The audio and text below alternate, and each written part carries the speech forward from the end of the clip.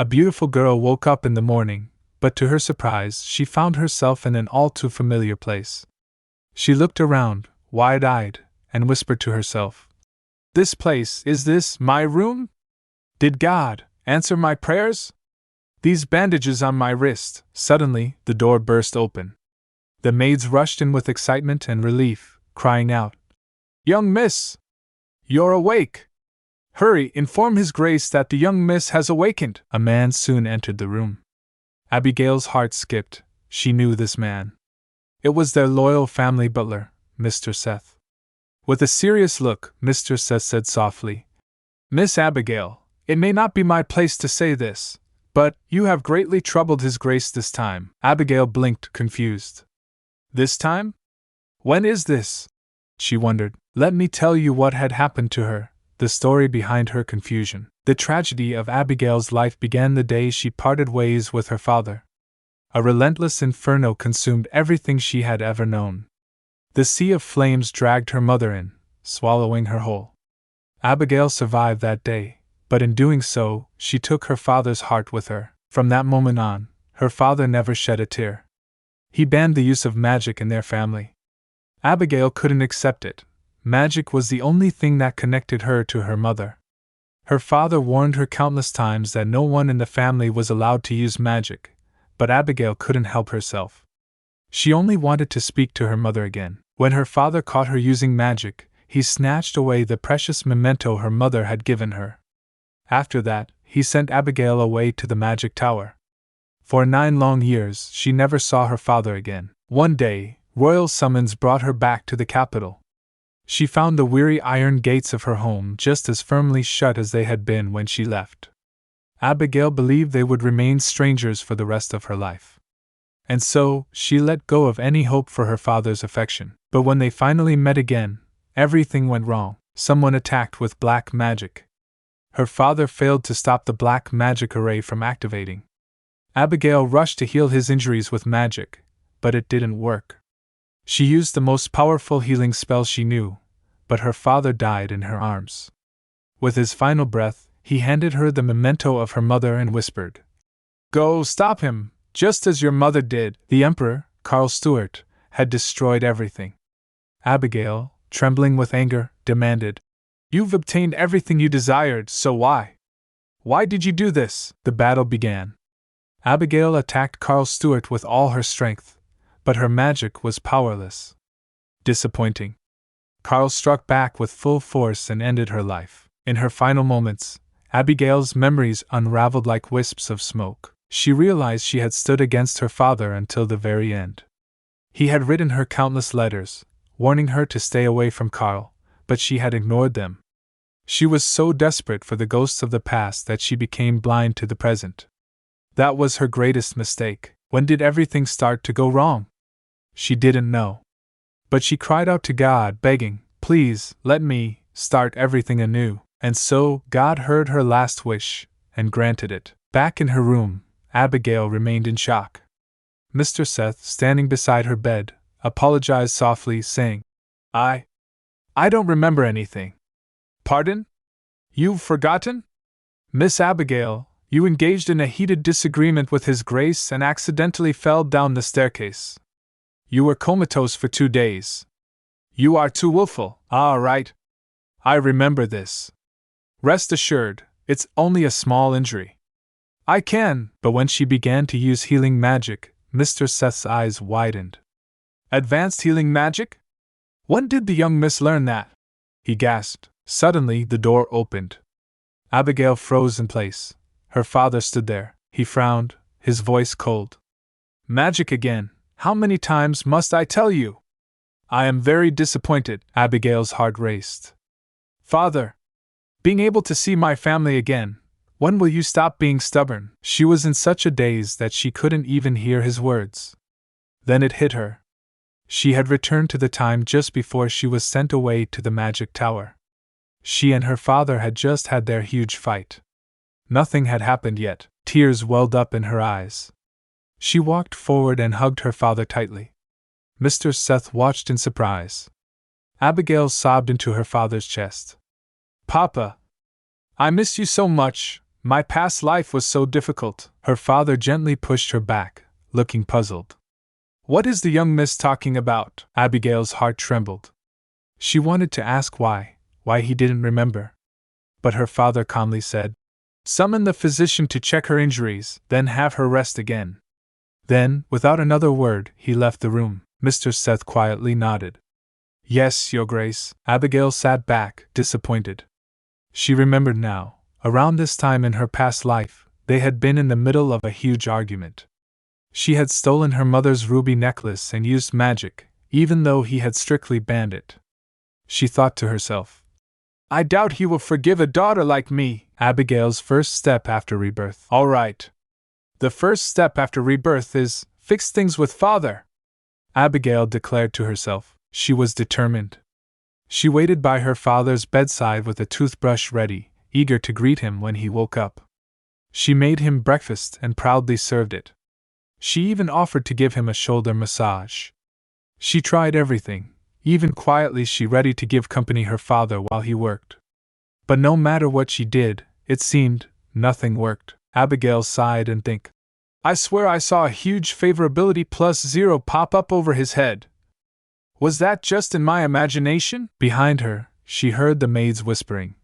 Miss Abigail must have hit her head pretty hard. No, the injury was on her leg, wasn't it? She frowned. I can hear you, you know, she shouted, and the maids scattered in panic. Plan failed. Abigail slumped onto her bed, disappointed. I was too impatient.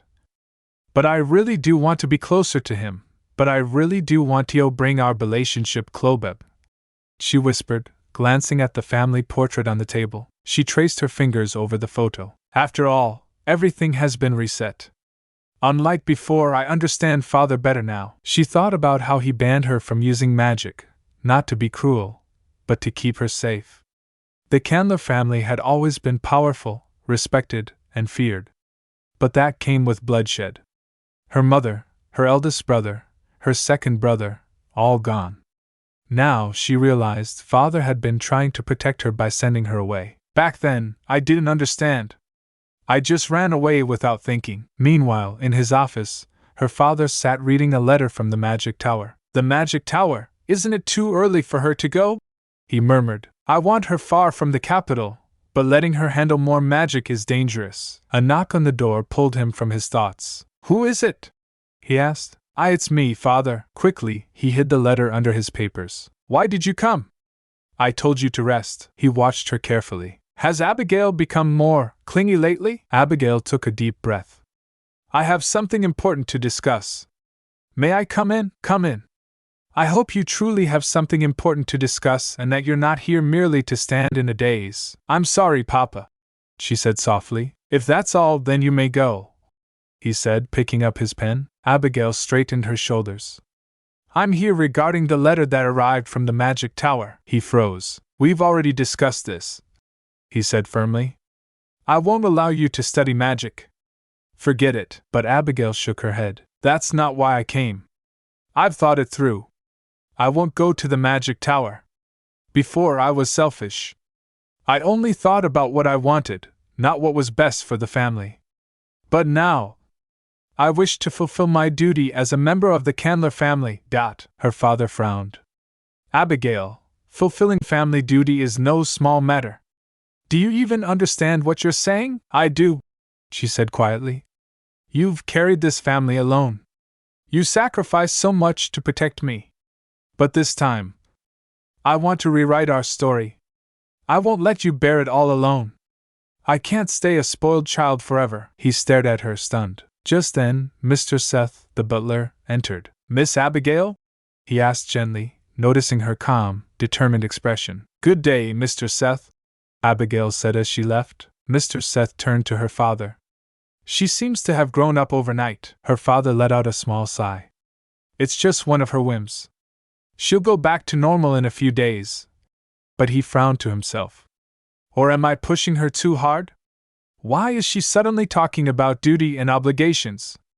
Could she be planning something, like sneaking away with the letter? Mr. Seth smiled faintly. That does sound like her.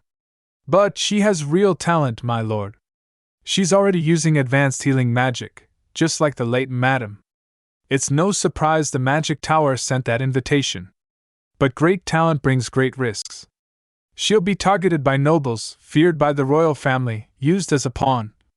If even Arsha couldn't escape that fate, what will happen? I worry for Abigail's future. Outside, Abigail stood alone, looking up at the vast sky. The Magic Tower, it's where I'm most familiar.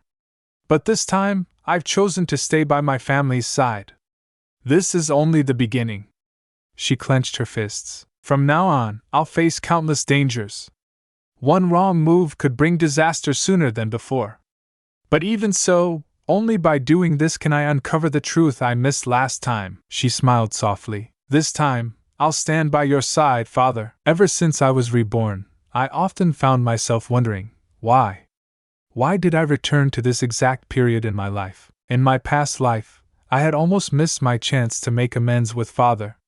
Back then, I severed ties with him and set off alone for the Magic Tower, a place where miracles happened, but also a place isolated from the rest of the world. I don't regret the time I spent there. At the tower, I met my master, Professor Melanie, and came to understand just how naive I had been. I clung to the almost laughable hope that Mother would return one day. But by the time I realized the truth, it was already too late. I had lost the right to return home. The thought of facing Father and apologizing was too unbearable to even imagine, so I devoted myself entirely to magic, cramming vast amounts of knowledge into my mind. I thought it would save me from falling into despair. But as time passed, a thin stream of yearning began to seep out, a longing for home that I could no longer ignore. Karl, the late Emperor, Father, and the Black Magic Array. I've been reborn, but I don't know what to do from here. After all, nothing has happened yet.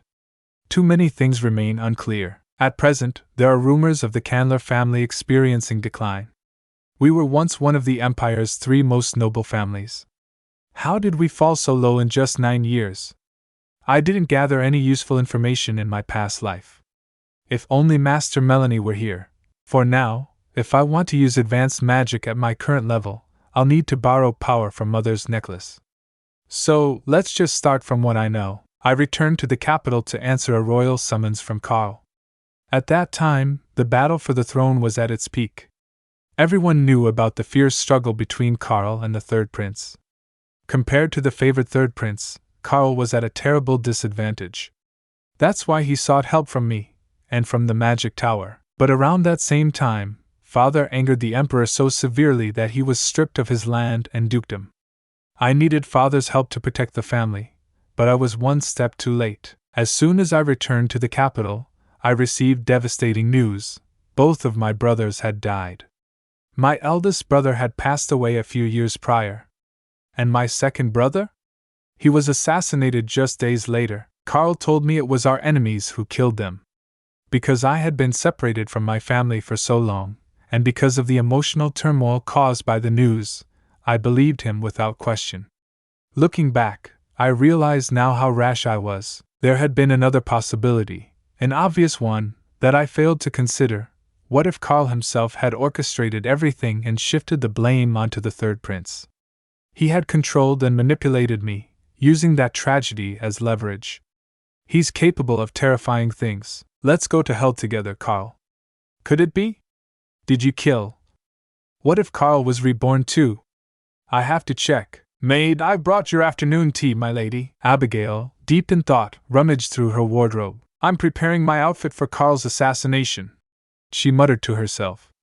I won't be able to relax until I see him with my own eyes. It would be best if he hasn't gone crazy yet, but if he has, then I'll have to eliminate him before it's too late. Seeing Abigail lost in thought, the maid asked gently, Miss Abigail? What's the matter? Abigail blinked, coming back to reality. I remember having a long black cloak that covers my face, but why can't I find it? Is my plan going to fail before it's even begun? The maid, misunderstanding, smiled brightly. You must be searching for the perfect attire to wear for young Master Patrick's return. Abigail's eyes widened in surprise. Brother Patrick, the maid nodded. I understand your excitement, Miss Abigail. But I heard the young master is still at the palace. The knights were saying that despite being hailed as the hero of the expedition, young Master Patrick didn't take a moment to rest afterward. Instead, he promptly headed to the palace to report to the Emperor. Abigail let out a soft breath. Brother Patrick is still the same as I remember. He's always been a workaholic. And he spent all his hard-earned money buying new clothes for me. In my past life, I never got the chance to thank him properly. Her heart clenched. Patrick Candler's death is confirmed. I saw it with my own eyes. No. It can't be. Your brother is dead. The maid, once again noticing Abigail's distant gaze, stepped closer. Miss Abigail? Are you all right? Abigail's eyes hardened. I won't let something like that happen again. The royal palace loomed in front of her. HM? I heard a sound. It's not a ghost, is it? What are you saying, idiot? But let's check, just in case. See? I told you. All right, let's go. That was close. Abigail's breath was steady as she prepared her magic. There's not enough mana in my current body, so I have to borrow some from Mother's necklace. She reached into her father's drawer and quietly took the memento. This should be the place. Carl is in there. She used her magic, flying through the night air until she reached the palace window. Her heart pounded. He's a demon who will bring about the world's destruction in the future. That scheming bastard is heartless and filled with lies. If I sense anything strange from him, I'll. She slipped through the window and gasped. There he was, Carl. Calmly sitting at a desk, reading a book. She blinked in surprise. That's Carl? He doesn't look like a lunatic who could lose control at any moment. Suddenly, a maid appeared and whispered something to Carl. He stood up, preparing to leave. Abigail's eyes widened in shock. Just then, a voice behind her said softly, Excuse me, miss. Abigail froze. Who is he? She thought.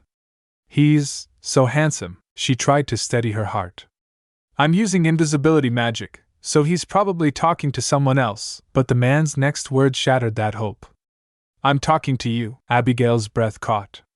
Her invisibility magic wasn't working. The man's sharp eyes met hers. You don't seem to be a guest of the royal palace. Abigail stood frozen, her heart pounding. She was shocked. Invisibility was an advanced magic spell, one that allowed its user to completely blend into their surroundings.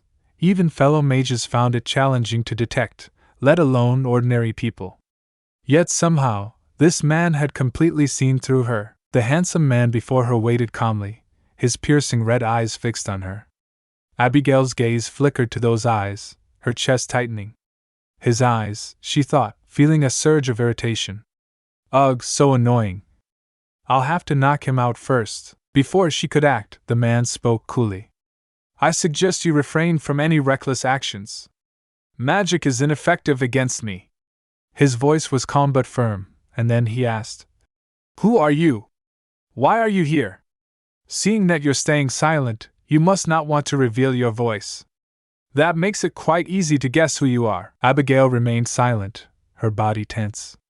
The man tilted his head slightly, continuing, Are you from the Lanes family? The Carlotip or... Abigail's eyes widened in surprise. Candler? She thought in shock.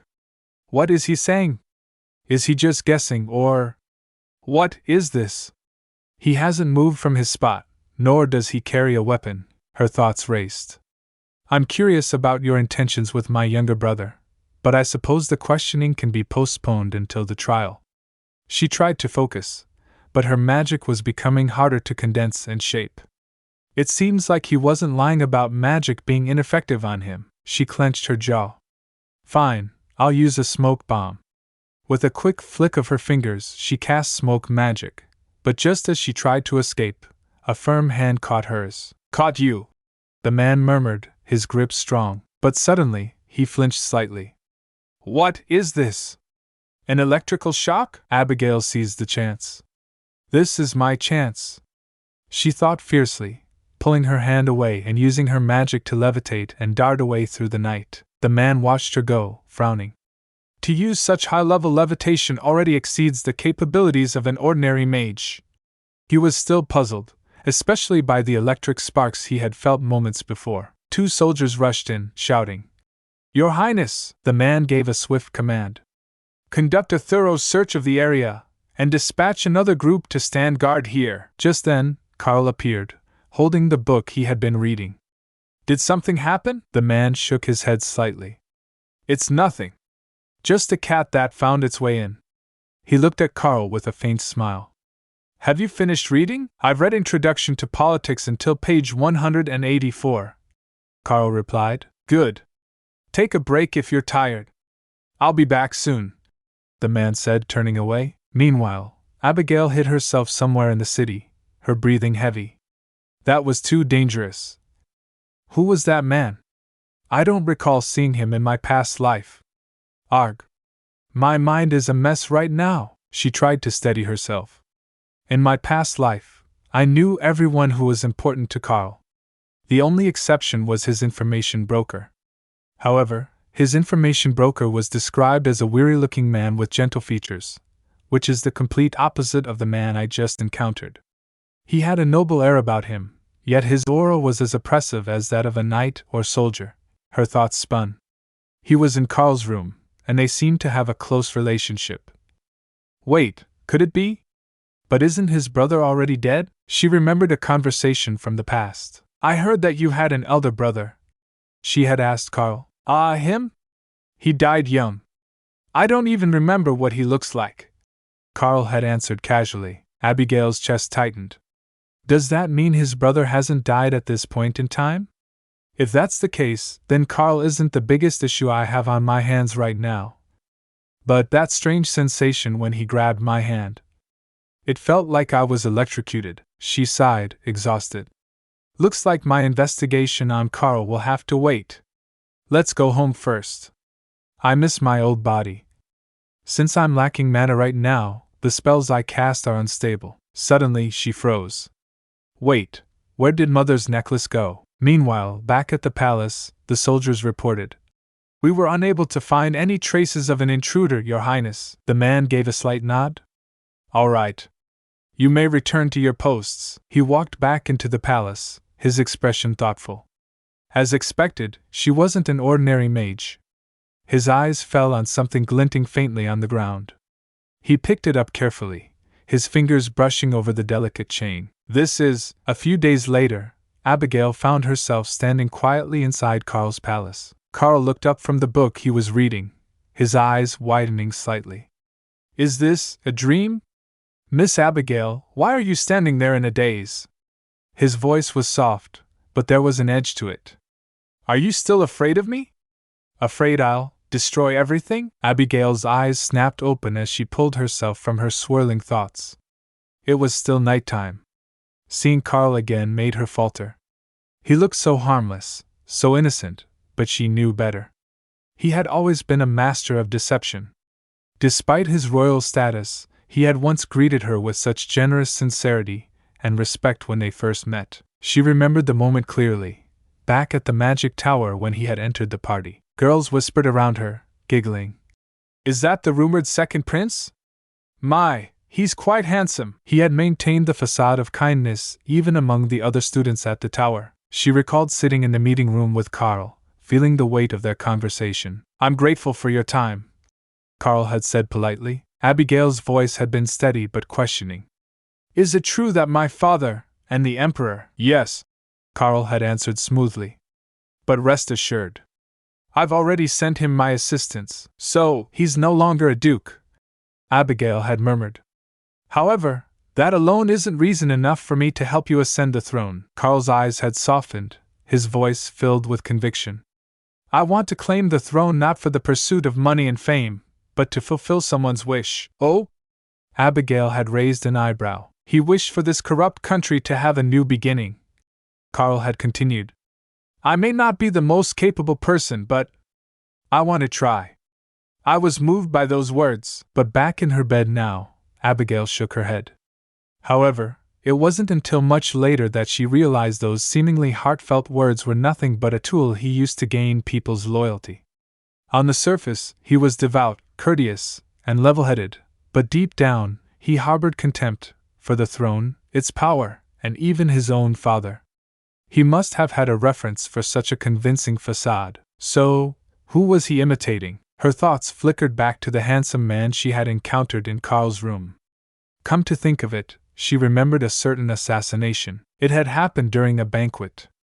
The sudden shout had ripped through the air. An assassin! Guards had rushed to protect Karl. "Protect His Highness Karl!" they cried. As per their agreement, Abigail had extended a helping hand, using her magic swiftly to stop the attack. "Imprison! It's the Archmage!" the guards had shouted, recognizing Abigail's powerful intervention. Karl had turned to her with a gentle smile. "Thank you for your assistance, Lady Abigail. I'm simply doing my duty," she had replied coolly. Yet even then, she had seen something flicker in his eyes. The guards had gathered around, inspecting the assassin. "Your face!" someone had gasped. Another voice had shouted, "We must execute him!" But Karl had remained composed, making a prompt decision. "Is he a spy from an enemy country, or someone sent by one of our own treacherous countrymen?" He had raised his voice gently to calm the crowd. "Everyone, please remain calm. Our priority right now should be to ascertain his background and motives." Abigail had watched carefully. He didn't execute the assassin on the spot. Instead, he had calmly wiped the blood off his face and reassured the other nobles. In that moment, he had truly seemed like the perfect ruler, until she overheard what he said afterward. Outside the room, she had listened quietly as his voice twisted with anger. "How dare that lowly peasant scratch my face? I had to act like I didn't care in front of those corrupt bastards!" Karl had snarled. Someone had nervously replied, "Your Highness, that assassin, along with the organization he's part of, throw them all into the forest to serve as food for the magical beasts," Karl had shouted. "I don't want a single survivor," Abigail sighed. He was nothing like the magnanimous man he pretended to be. After that day, she had begun to distance herself from him. Soon after, Karl had become emperor and restored her family's dukedom. Yet, her father still refused to see her. Devastated, she had left the capital and returned to the magic tower. At the same time, she had cut all ties with Karl. A ruler didn't have to be a virtuous person, that was what she had thought. No matter his true personality, it would be fine as long as he maintained that benevolent demeanor. She had been wrong. A year later, she received an anonymous letter. The sender claimed that Karl had become addicted to black magic and requested her assistance to stop him, urging her to return to the capital. Little did she expect that by the time she returned, Karl had already completed the forbidden sacrificial array. "You can't judge a book by its cover," she thought grimly. What kind of array was that? I still don't know. Worse still, during her escape earlier, she couldn't control her magic properly, and she had accidentally broken the chain on her mother's necklace. It was most likely in that man's possession now. Abigail let out a long sigh, rubbing her temples. My head hurts just thinking about it. I'll be in great trouble if Father finds out. I have to think of an excuse, but first I should go back to sleep. The next morning, Abigail sat quietly at the breakfast table with her father.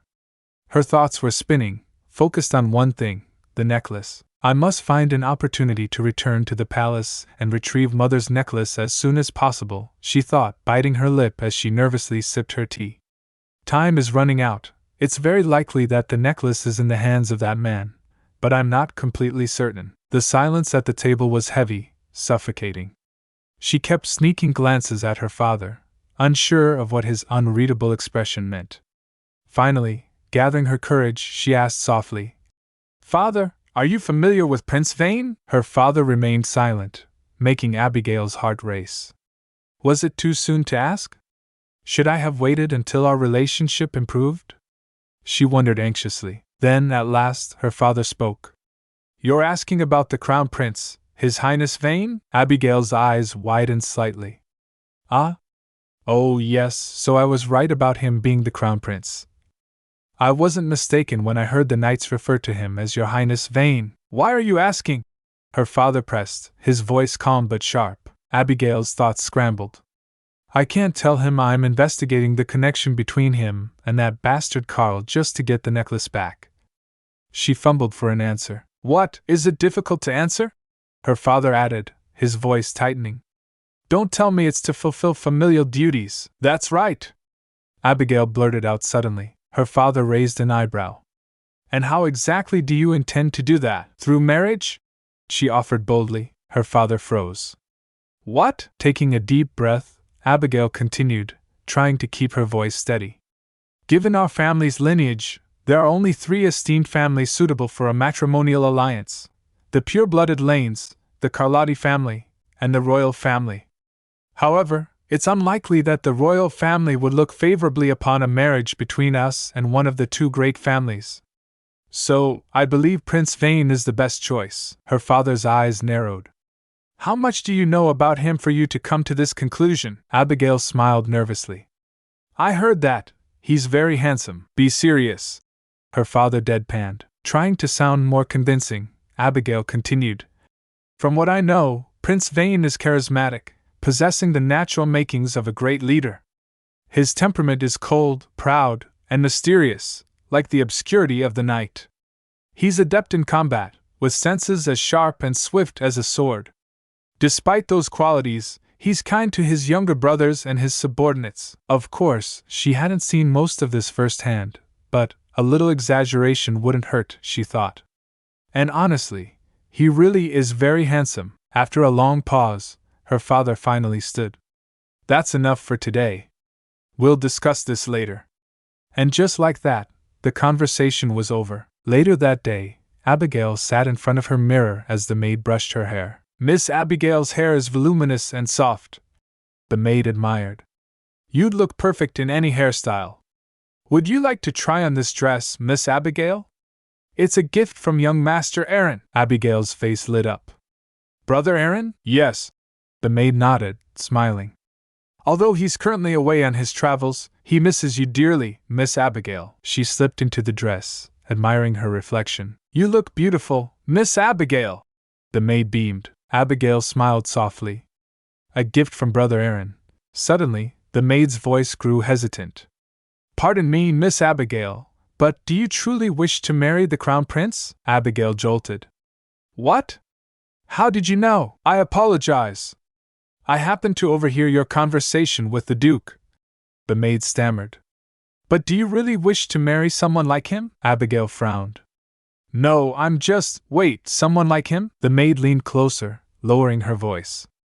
Yes, rumors say that he's a cruel, bloodthirsty man who kills without a second thought. Beneath his gloves, he hides sharp claws capable of slicing through human skin with just a gentle stroke. His sword is a demonic blade that thirsts for human blood and shines a chilling red glow under the moonlight. When he walks, his ominous aura injures anyone passing by, causing them to be bedridden. His sharp, red gaze is filled with murderous intent. That's why you should stay far, far away from him, Miss Abigail. Abigail blinked, unimpressed. If that were all true, then I'd already be dead. The maid shook her head earnestly. The rumors may sound exaggerated, but they're not unfounded.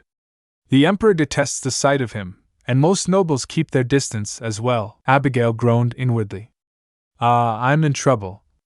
When I said I wanted to marry Prince Vane, Father must have seen through my lies right then and there. A knock at the door interrupted them. Greetings, Your Grace. The maid curtsied as Abigail's father entered. In his hand he held a letter. This is for you. Abigail took it and unfolded it carefully. An invitation to the royal banquet? She asked, surprised. I recall you said you wanted to fulfill familial duties, her father said smoothly. Accept this invitation and attend the royal banquet. It's being held to commend your brother's achievements. The crown prince you so wish to see will be present as well. What? Abigail gasped. From behind, Mr. Seth, their steward, added cautiously. Your Grace, Miss Abigail has never attended a banquet before. Are you certain she's prepared for such an occasion? You were so strongly opposed to it before. Why are you now allowing the young miss to meet the crown prince? Her father's eyes softened slightly. It's time for her to grow up. Moreover, in the 15 years of her life, she has never shown any romantic interest in a man. I must let her see, with her own eyes, just how terrible he is. Mr. Seth raised an eyebrow knowingly. So there were ulterior motives, but her father wasn't finished. Nonetheless, it's time we contacted him regarding the magic crystal mine. The next day, Mr. Seth approached Abigail with a stack of papers in hand. Here are the upcoming items on your schedule, Miss Abigail, he announced, Abigail's eyes widened as she scanned the long list. Why is there so much? She thought, panic creeping in. Art, music, dance, embroidery, history, geography, swordsmanship, equestrianism, etiquette, gemstone identification, the list went on and on. She sighed deeply. I wish I could use magic to do it all, but I'm being monitored. Finally, she broke the silence. Am I supposed to finish all of this before the banquet? She asked, her voice trembling a little. Mr. Seth nodded calmly. The Duke and the Duchess had no intention of letting you enter society, Miss Abigail. Thus, they didn't force you to learn these things. However, now that you'll be representing the Candler family at the royal banquet, it's imperative that you make appropriate preparations. His eyes narrowed slightly as he added. In other words, if you fail to meet the bare minimum standards, His Grace will deny your attendance at the banquet, and you will be restricted from leaving the manor. From behind, her father's voice rang out. She's under house arrest until she's done. Abigail swallowed hard. How long do I have until the banquet? She asked cautiously. 25 days.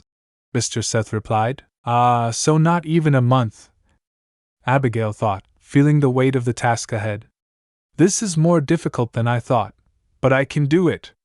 I must attend this banquet, and so, the rigorous training period began. In etiquette class, she carefully lifted her head and straightened her back, learning to move gracefully as she gently lowered her head. The instructor praised her. The key is to stay relaxed and natural. Excellent! In painting class, she stared at an apple, wondering, should I paint this as realistically as possible? When she finished, the teacher marveled. For a beginner, your skill level is truly astonishing. In history class, she confidently answered questions, recalling details from both her current and past life. The common origin we share can serve as a foundation for improving our relations, she recited. The teachers whispered to one another. Miss Abigail is very talented. Yes. Our young miss excels at everything she does. Abigail smiled inwardly. That's because I've lived an extra life. I could even answer questions about the future if the instructor asked. Anyway, this is progressing more smoothly than I expected.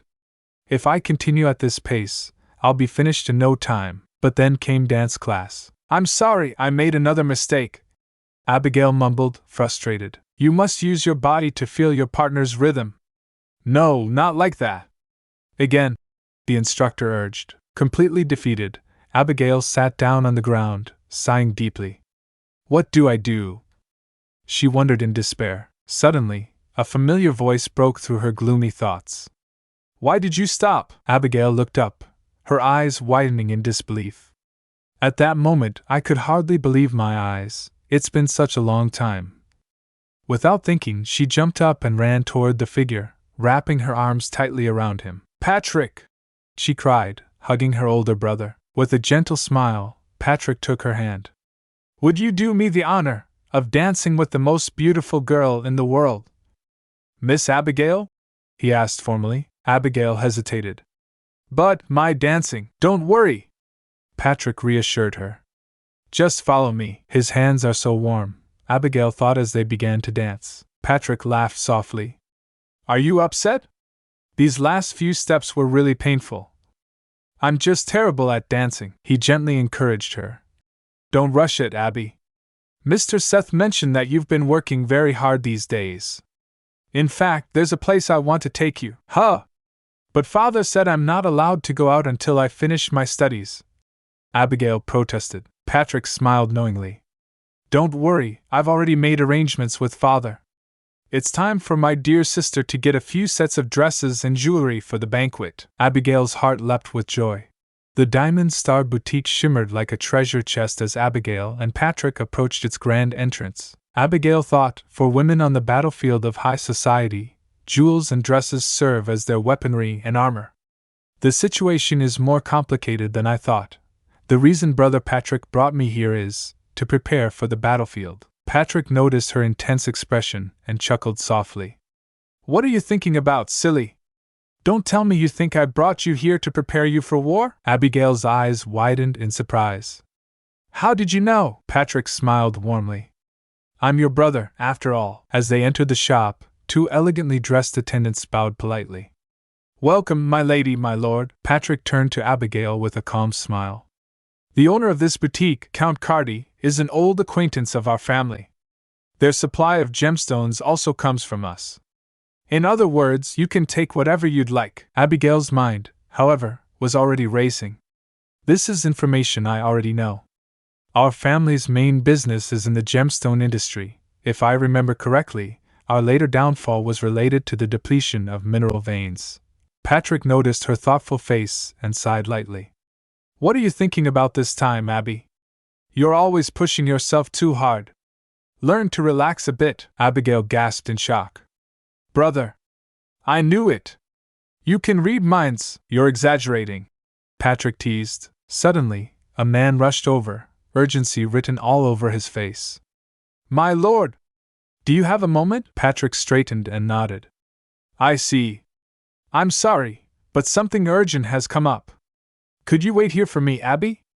With that, he disappeared with the man, leaving Abigail alone among the glittering jewels. One of the saleswomen approached with a dazzling necklace in hand. Please take a look at our selection here, my lady. This majestic piece was crafted by the master jeweler Levano, who dedicated a full 2 years to its creation. He bestowed upon it the name Madame Scarlet. It will surely suit you, my lady. Abigail reached for it, drawn by its mysterious charm. There's an inexplicable allure, then please give it to me. Just then, a sharp voice cut through the air. I want that necklace! Abigail turned, startled, to see a strikingly beautiful girl standing nearby. With a haughty smile, the girl declared, Dear customer, only a majestic necklace like this is worthy of being worn by me. Abigail's heart jumped in her chest.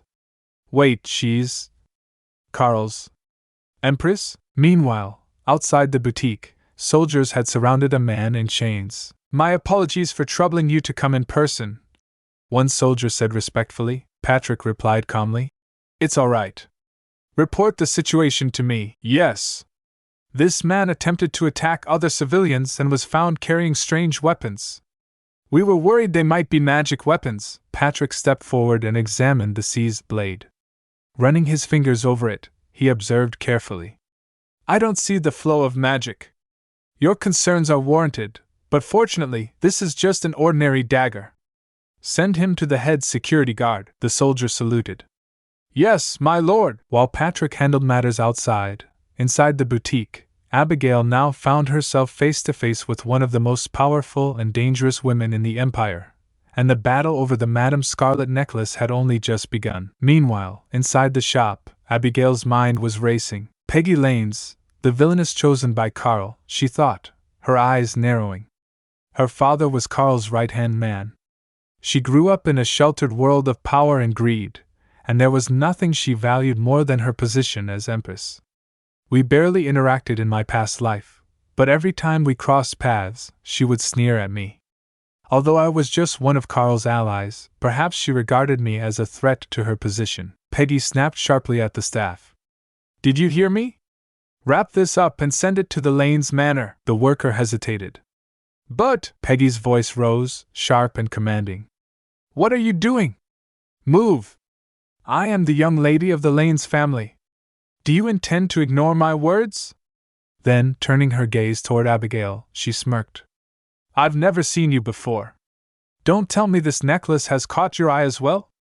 Do you believe that adorning yourself in expensive jewelry could elevate your status? Alas, the likes of you would only be crushed under the weight of these majestic jewels. Humph, however, I could allow you to try it on. After all, that's the only way to make you understand its weight. Abigail watched the drama silently. She's worse than I imagined, she thought. Peggy tilted her head mockingly. Why aren't you responding? Ah, I know.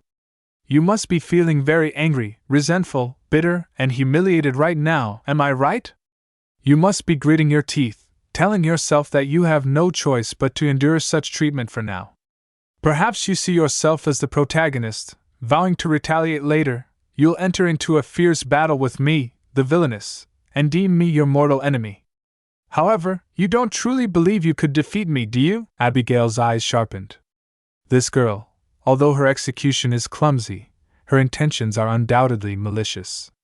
By tormenting people like this. I guess it gives her a sense of accomplishment. I should teach her a lesson. Suddenly, a girl stepped forward. That's enough, Peggy! She's the young miss of the Candler family, Abigail Candler. Peggy froze in shock. Candler? Isn't that family rank higher than mine? As Peggy reached for the necklace, Abigail calmly raised her hand and stopped her. Locking eyes with Peggy, she said softly but firmly, Did you think I would be an easy target? Peggy felt an unexpected chill ripple down her spine. What is this sudden rush of fear? I won't fight you for this necklace, Abigail continued smoothly. Just get out of my sight. Peggy stiffened, then scoffed. Ahem, I'm glad you know your place. Anyway, the necklace is mine. Remember to send it to the Lanes Manor. Let's go, Lorraine. Her companion, Lorraine, gave a polite nod. Please excuse us. As they left, Abigail smiled slightly to herself. As expected, she's a coward. She was completely intimidated by my acting. In my past life, Carl described her as a beautiful yet somewhat gaudy accessory. Thinking about it now, she's a perfect match for that two-faced bastard. However, I've never seen that other girl before. Later, outside the shop, Abigail waited quietly, lost in her thoughts, until Patrick returned. I'm sorry for coming back so late, Abby, he said, noticing her.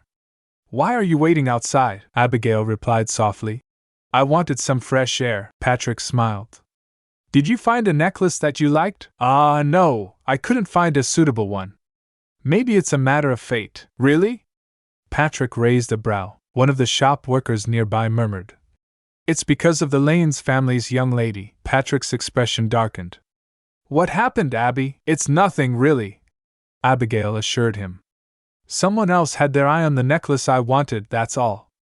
The money from the sale of the necklace will flow back to our family anyway, so I don't consider it a loss. Patrick's face tightened in anger.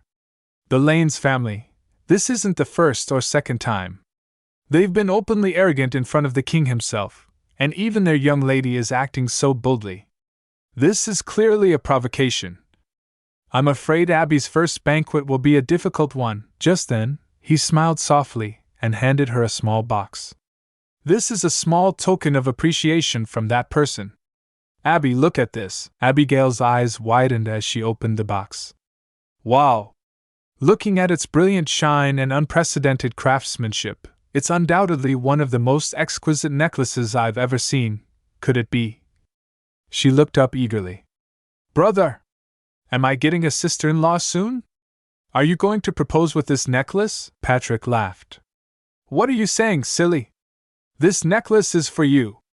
It's a gift from an important person. For me.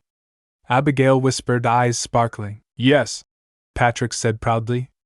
On the day of the banquet, my dear sister will undoubtedly be the most brilliant star of the event. After a few days, Abigail once again found herself visiting the royal palace. She slipped in quietly, her steps cautious as her eyes scanned the empty hallways. There's no one in sight, not Carl, not Vane, not even the servants or guards, she murmured inwardly. Suddenly, she caught sight of something out of the corner of her eye, only to realize, with a shaky breath, that it was just an armor stand. That really scared me. Time had flown by, and soon the preparations for the grand banquet were nearly complete. But for Abigail, it still wasn't enough. Waiting around wasn't her style. Finding the necklace before the banquet would put her even further ahead. That's why, after accumulating enough mana, she had secretly snuck back into the palace. Over the past several days, she had been practicing her invisibility spell in secret. But a small incident had occurred. Her body was still too weak in mana, so she could only conceal part of herself at a time. One of the maids had seen her in a half-invisible state, and since then, rumors of the Candler Manor being haunted had spread like wildfire. Now, creeping through the palace halls, Abigail couldn't shake the feeling that something was off.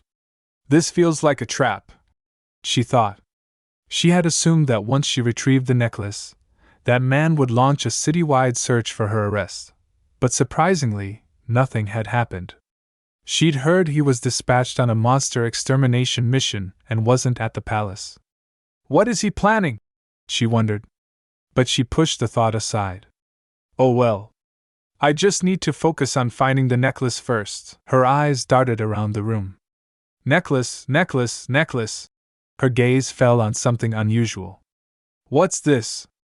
A letter. Meanwhile, out in the wild, Prince Vane stood under the trees, his soldiers scattered around. Your Highness, Abner is slacking off again, one of the knights reported. Hey, Abner, Vane called sharply. Get up. Abner, sitting lazily on the ground, groaned. I can't, my body's too stiff. A girl stormed over, whacking him on the back. Hey! You're supposed to be protecting His Highness, not making him protect you. Oh, come on, you know I'm weak. Abner whined. Why'd you hit me so hard? Then go exercise and train your body. No way. That goes against my philosophy of rejecting an active lifestyle. My brain is the only thing that needs to be working. Suddenly, a monstrous roar echoed through the trees. Shut up already, you two! Vane snapped, drawing his sword. Another monster's coming! A large beast burst through the bushes, only to be instantly cut down by a single swing of Vane's blade. Calm down, the girl muttered. The Emperor dispatched us as soon as we returned from our last expedition. What are the city guards doing? The Emperor is clearly trying to vent his anger again, Abner grumbled. After all, he sent Prince Vane to suppress the rebellion, secretly hoping he'd die on the battlefield. There you go again, the girl warned. Be careful with your words. More monsters charged from the shadows, 3 this time. Without hesitation, Vane sliced through them all in a single blow. Cautious? You're going all out, Abner chuckled. As expected of Prince Vane, caution doesn't imply inaction, Vane corrected coldly. It means to act deliberately and avoid unnecessary actions. When you're facing an enemy, aim to finish them in one blow. Is it over? Abner asked. Yeah, Vane nodded. Let's pack up and go home. As the soldiers cheered in relief, one grumbled. My tooth hurts so much. I want something sweet to eat. Is eating all you think about? You're really turning into Abner, the girl sighed. As they made their way back toward the palace, Vane's expression darkened. I heard that while I was away, Pierce sent people to blow up the Candler family's main mine? Abner nodded. Yes. Their ambition to dominate the Candler family couldn't be more obvious. Unfortunately, they miscalculated, because something interesting was uncovered beneath the mine. Magical crystal veins. Magical crystal ores were unremarkable in appearance, but they served as the primary material for crafting magical tools. Tools that allowed ordinary people to wield magic. Until now, the Saran Empire had always sourced such ores from neighboring countries, where they were scarce. But now, those same precious ores had been discovered in the Candler family's mine. To proceed with legal mining, imperial permission is required, Abner explained. For now, Duke Candler has chosen to keep this information from the public. Even your father is unaware. That's right, Vane confirmed, his gaze sharp. It's highly confidential information. I only learned of it through certain discreet channels. Duke Candler has no choice but to seek my help. Rest assured, Abner smirked. I've already made arrangements according to our plans. Before that, Vane murmured, I have a banquet to attend. The Emperor is a proud man who often indulges in sensual pleasures. Given that the banquet is exclusively for the nobility, he won't attempt to make a fool of me there. Instead, he'll try to use the chains of power to force my submission. I won't let it go his way. He paused, his expression tightening. As for the ruby necklace and the mysterious girl, I have my suspicions, but… He turned to Abner. Hey, you didn't do anything unnecessary, did you? Of course not. Abner grinned. Are you sure? Absolutely. All I did was leave a letter on your behalf. That letter was now in Abigail's trembling hands. This is… she whispered, opening the envelope. Please don't waste your time looking for me or your necklace. I am away from the capital. Moreover, you should be preparing for the banquet, right? If all goes well, we will meet again there. I'll await your arrival. Miss Candler. Abigail's heart pounded. My identity, she gasped. As expected, he knows. The long-awaited day of the banquet arrived. The beautiful, grand palace stood tall under the sun, its gleaming domes and glittering windows shining like jewels. Abigail arrived at the palace gates, stepping gracefully out of her horse-drawn carriage, dressed in a stunning reddish-brown gown. A servant approached her with a polite bow. "Please watch your step, my lady." Abigail stood before the grand entrance, gazing up at the magnificent building. The palace. It's as beautiful as I remember, she thought. Exquisite delicacies filled the air with tempting aromas, surrounded by fresh blossoms. Inside, a resplendent dome sparkled under magnificent chandeliers. Noble maidens floated across the ballroom, their gowns swirling elegantly as palace musicians poured their hearts into captivating melodies. Nearby, a man holding a magical flower performed for a group of excited guests. "Dear Miss," he declared dramatically, "the love bird has unveiled all. The fragrance of green mandarins blends with pure white Persian chrysanthemums, like buds sprouting after rain, signaling the blossoming of your love just at its inception." "Oh wow! How accurate!" one noblewoman giggled. "Let me try next." Abigail watched the scene thoughtfully. "Those flowers, they materialized from thin air. I didn't know rare magical tools like that existed. So this is what choosing another path leads to. Everything is different from my past life. Compared to this dazzling ballroom, I still prefer the peaceful silence of the magic tower." But she quickly reminded herself of her true purpose. The most important task right now is to find that man. This banquet is being held in his honor, yet he's nowhere to be found. Even Carl is here. Suddenly, Carl turned, and Abigail quickly looked away. Oops. I have to avoid making eye contact. "I don't know you, I don't know you." Meanwhile, at the head of the palace, the Emperor's presence filled the room. Emperor Everton Stuart of the Saran Empire, alongside Empress Dinah Carlotti and Third Prince Anselton Stuart, stood poised as the banquet preparations wrapped up. A servant approached the Emperor quietly. "Your Majesty, the time has come, but the first prince, that uncouth thing," the Emperor muttered, his voice laced with annoyance. "Very well!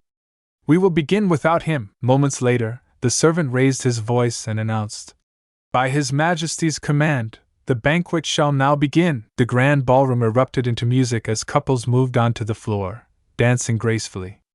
Abigail, sitting alone on a velvet couch, watched them, her thoughts spinning. What is this? Is that all there is to this banquet? Suddenly, the grand doors burst open with a loud bang. All eyes turned, and Abigail's heart leapt in surprise as three figures stepped into the room. It was Vane, bloodstained and grim, flanked by two women. "My apologies for the delay," Vane said calmly, his attire sending murmurs through the crowd. "There's blood all over him!" a lady cried out, horrified. Abner stepped forward, reassuring the guests. "Rest assured, it's only monster blood." Everton Stuart's eyes narrowed in fury. "Guards! Where are the guards?" As soldiers rushed forward, he thundered. "You shameless bastard! Who allowed you to wear that to the banquet? And you even dare to bring a sword?" Unfazed, Vane bent on one knee before the Emperor. "As per your orders, I have eliminated the monsters threatening the capital. Fortunately, I was able to return safely." The crowd whispered anxiously, "His Highness Vane, he shows no respect for His Majesty. They truly do not get along.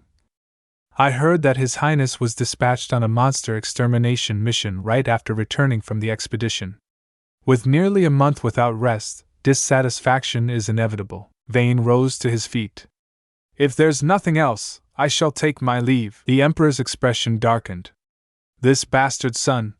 But then, he forced a smile. "Vane, your efforts and accomplishments have not gone unnoticed. This banquet is being held in your honor, and our distinguished guests have gathered to celebrate your outstanding achievements. At the very least, you should partake in a dance before you leave. You can remain in that attire." From her seat, Abigail watched wide-eyed. "Are they really father and son? They look more like enemies." Vane was treated unfairly by the Emperor, so he came to the banquet carrying a sword. The Emperor countered by forcing him to dance. "Since he's covered in blood, no lady will want to dance with him. I doubt this is anything new. Go on, dance," Everton commanded. Vane slowly turned, his sharp eyes landing on Abigail. "The young lady of the Candler family?" The murmurs grew louder. "Wait, why is everyone looking at me?"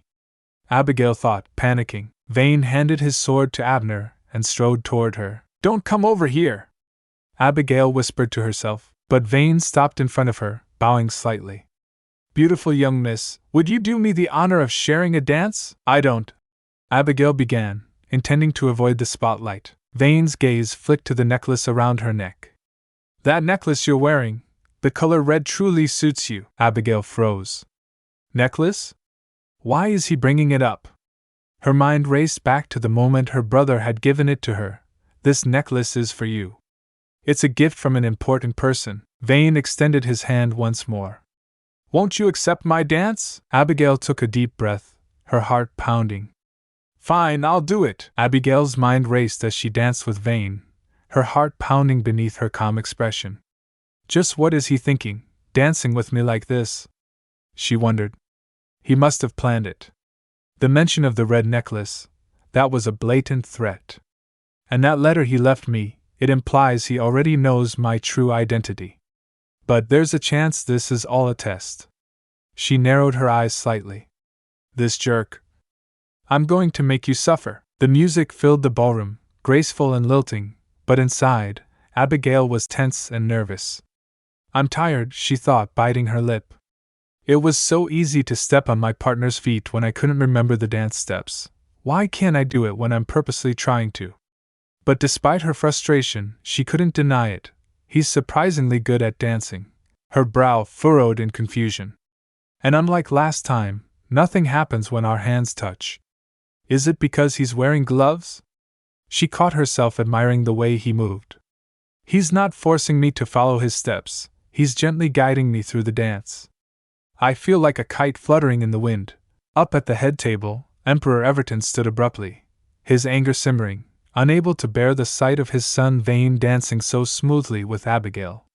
Beside him, the Empress watched anxiously, worry creasing her delicate face. On the dance floor, however, the two continued their graceful movements.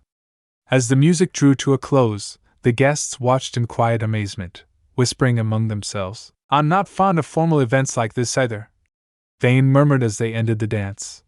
But you should at least focus on your dance partner. Damn it! Abigail thought, her cheeks heating. I have zero resistance to that face of his. Then, unexpectedly, Vane asked softly, May I ask why you accepted my invitation, Miss Candler? Abigail stiffened. She hadn't expected that question. Obviously because you threatened. Yes. Vane cut in smoothly. But you could have still rejected me. Everyone else did. His eyes flicked down briefly.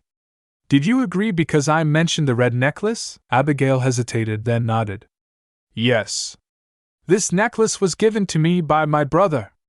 I didn't expect it to be a gift from you. That's why I felt like I had to accept your invitation. Plus, she added, forcing a small smile, it's an honor to dance with the first prince. An honor, you say?